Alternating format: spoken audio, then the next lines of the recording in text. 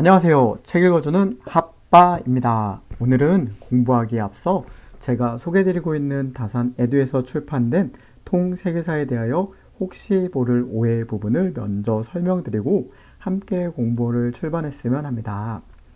다름이 아니라 지금 제가 소개하며 내용을 정리하는 부분은 연대의 흐름을 중심으로 한 중심 사건에 국한되어 설명함에 따라 책에 없는 내용도 찾아보아 덧붙이고 더불어 책 읽어드리고 있는 핫바의 생각과 에피소드도 살짝살짝 포함을 시키고 있음에 제가 드리고 있는 이야기가 모두 통세계사의 내용이다 라고 오해하시면 안 된다는 말씀을 드려야겠다 싶었거든요.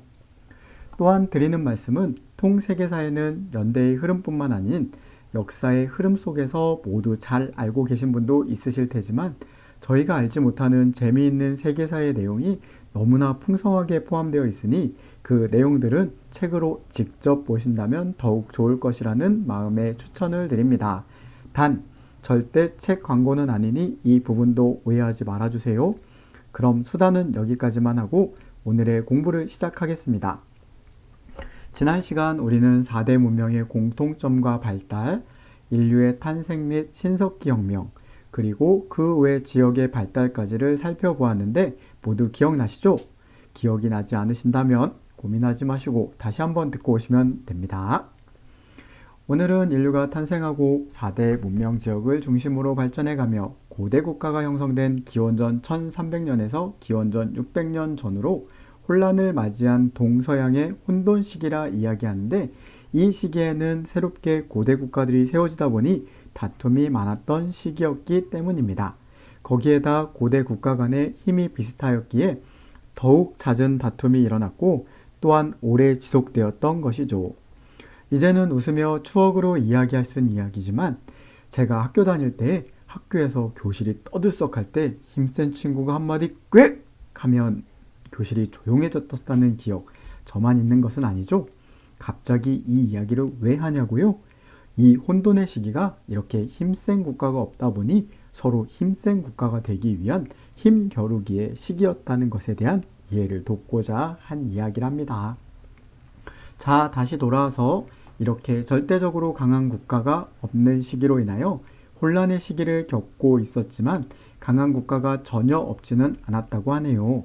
서양의 경우 기원전 1200년쯤 트로이 전쟁을 일으킨 아카이오스 왕국이 최고 강자였고 중국에서는 주 왕조가 은 왕조를 무너뜨려 강자로 등극하고 이즈음 동양과 서양의 중간지대인 중동 지역은 아직도 혼란의 시기를 겪고 있었답니다. 이러한 배경 지식을 기억하시고 먼저 그리스로 함께 가시죠. 그리스 강자에서 멸망까지. 그리스는 기원전 1400년쯤 그리스의 도시국가 미케네가 크레타를 공격하여 정복한 후 계속하여 승승장구하게 되어 마침내 기원전 1200년쯤에는 주변의 모든 도시 국가들을 정복하여 거대 왕국을 건설하게 되는데 이들이 아카이오스족이었기 때문에 이들 왕국의 이름을 아카이오스 왕국이라고 부르게 되었다고 하네요. 주변 도시 국가를 점령한 아카이오스 왕국은 사상 최대의 해외 원정을 가게 되는데 이 해외 원정이 바로 그 유명한 트로이 전쟁이랍니다. 일리아드, 그리스 신화, 그리고 애니메이션 등을 통하여 접하였을 법한 트로이 전쟁은 트로이의 왕자 파리스가 스파르타의 왕비 헬레나를 납치한 일로 그리스인들이 트로이에 보복하기 위하여 쳐들어간 내용으로 되어 있지만 실제로는 복수만이 목적이 아닌 흑해와 지중해 일대를 그리스가 차지하기 위한 패권 전쟁이었던 것이죠. 당시 그리스의 강력한 라이벌이었던 트로이를 물리치기 위함이었을 것이고 그로 인해 경제적으로도 더 성장할 수 있는 중요한 전쟁이었다는 것이랍니다. 여기서 잠깐 그리스를 이야기하는데 아카이오스 왕국, 미케네, 크레타, 스파르타 등의 다른 나라를 이야기하는 것처럼 느껴지진 않으신가요? 저만 그런가요? 그래서 살짝 정리하고 가는 것이 좋을 것 같아요. 그리스는 당시 여러 도시국가들로 이루어졌고 그중 미케네라는 도시국가가 그리스 주변 도시국가를 정복하였고 이 미케네를 구성하고 있는 민족이 아카이오스족이었기 때문에 아카이오스 왕국이라고 하는 것이며 이들 모두 합쳐서 그리스로 말하는 것이랍니다. 자, 다시 이야기로 돌아와서 그리스는 더욱 강한 국가가 되기 위하여 트로이를 공격하게 되었으나 이 전쟁은 무려 10년이나 지속되면서 양쪽 모두가 지칠 대로 지치게 되는데, 이때 그리스의 영웅 오디세우스가 트로이 목마라는 절묘한 계략을 세우게 되고 이를 통해 전쟁을 마무리 짓게 되는데, 이 절묘한 계략은 바로 그리스가 거대한 목마를 해안에 남겨두고 거짓으로 후퇴하는 작전이었답니다. 트로이 사람들은 정말로 그리스가 후퇴한 것으로 생각하고 승리의 기념물로 삼으려고 그리스 사람들이 두고 간 거대한 목마를 성 안으로 들여놓게 되지요. 그 거대한 목마 안에 그리스 사람들이 숨어 있었다는 사실을 전혀 눈치채지 못한 채 말이죠. 그로 인해 밤이 되고 목마 안에 숨어 있던 그리스 사람들이 몰래 나와 성문을 열게 되었고, 성 밖에 숨어 있던 그리스 사람들이 성 안으로 쳐들어갔고, 그로 인해 트로이는 전쟁에 지고 멸망하게 되었답니다. 이렇게 강력한 라이벌이었던 트로이가 멸망하고 그리스는 지중해와 흑해 일대의 최고로 강한 나라가 되었지만, 역사는 그리스의 편이 아니었는지 이렇게 강한 나라로 거듭나게 된 기원전 1000년쯤 지중해 일대에 큰 화재가 발생하게 되고, 그 화재로 인한 불길은 아프리카까지 번져가며 그 강한 미케네의 운명을 집어삼켰다고 하네요.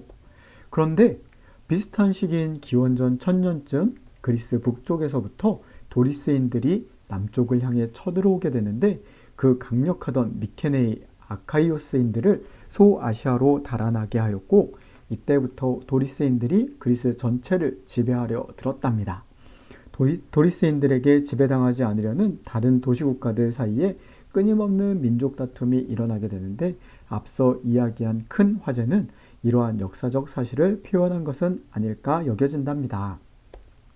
여기까지가 그리스가 어떻게 강자로 등장하고 멸망하게 된 것까지의 내용이랍니다. 그럼 이제 중국으로 넘어가도록 하겠습니다. 중국 주 왕조 들어서다. 이번엔 유럽과 소아시아에서 트로이 전쟁이 일어나고 있던 시점에 중국에서는 어떠한 일이 일어났는지 살펴보도록 하겠습니다. 당시 중국은 은 왕조가 강자의 모습을 보이고 있었으나 엄청나게 나쁜 왕이 다스리고 있었답니다. 그 사람은 바로 주지웅님의 장본인인 주왕이랍니다. 여기서 잠깐, 주지웅님이란 술이 연못을 이루고 고기가 숲을 이룬다는 뜻으로 호화롭고 사치스러운 주연을 비유하는 말입니다. 다시 이야기 속으로 돌아와, 이렇게 왕이 백성과 나랏일을 돌보지 않고 자기 욕심만 채우는 사치스러운 날들만 보내며 백성들을 힘들게 하고 괴롭히자 신하와 백성들은 더 이상 참지 못하고 반란을 일으키게 됩니다. 그중 주왕의 충신이었던 창이라는 사람도 왕에게 목숨이 빼앗길까봐 서쪽으로 달아나게 되고 그곳에서 주왕조를 세우게 된 시기였답니다. 그런데 이 창이라는 사람은 은 왕조의 주왕과 달리 백성들에게 존경을 받았고, 그로 인해 잘 성장한 주왕조는 창의 아들인 무왕에 의해 기원전 1120년쯤 은 왕조를 무너뜨리게 된답니다. 여기서 주왕조는 큰 두 가지 특성을 갖게 되는데, 그것은 바로 천명사상과 봉건제입니다.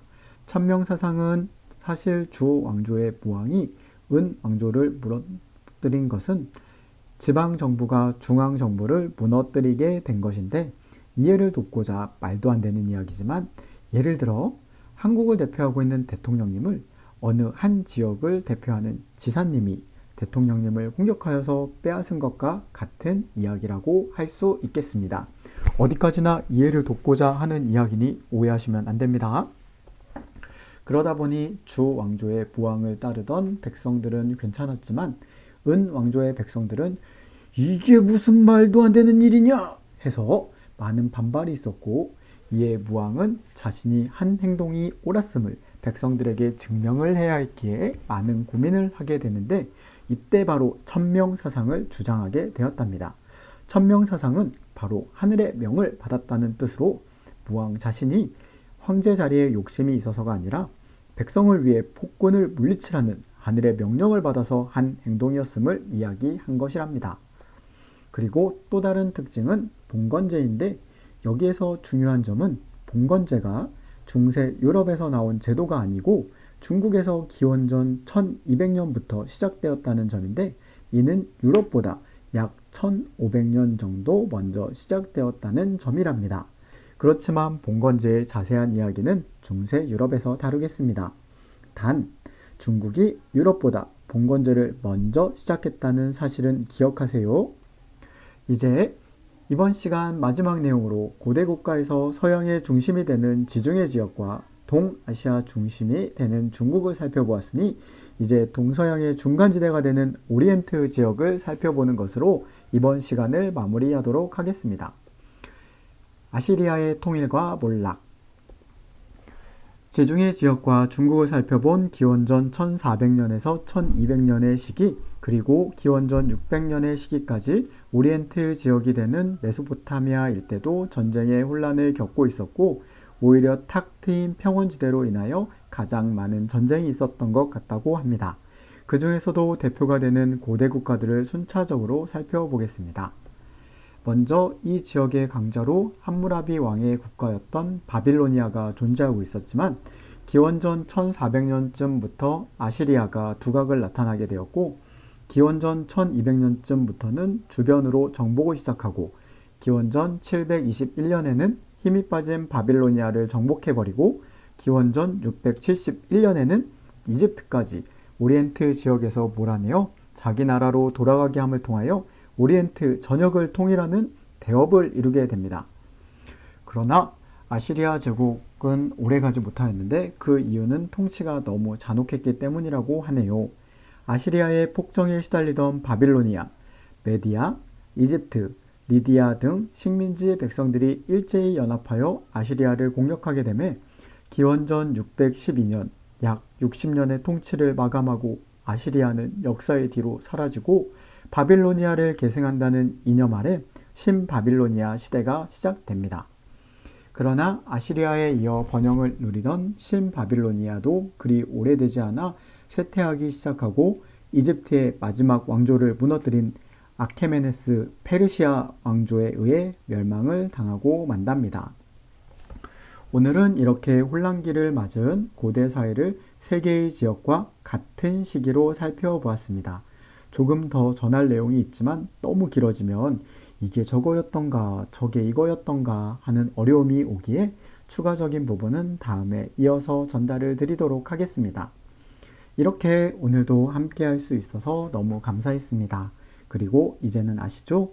이어서 보내드리는 잊지 말자 핵심 내용은 한 번 더 확인하시고 꼭 기억하고 가야 한다는 것. 그럼 다음 시간에 만나요. 안녕.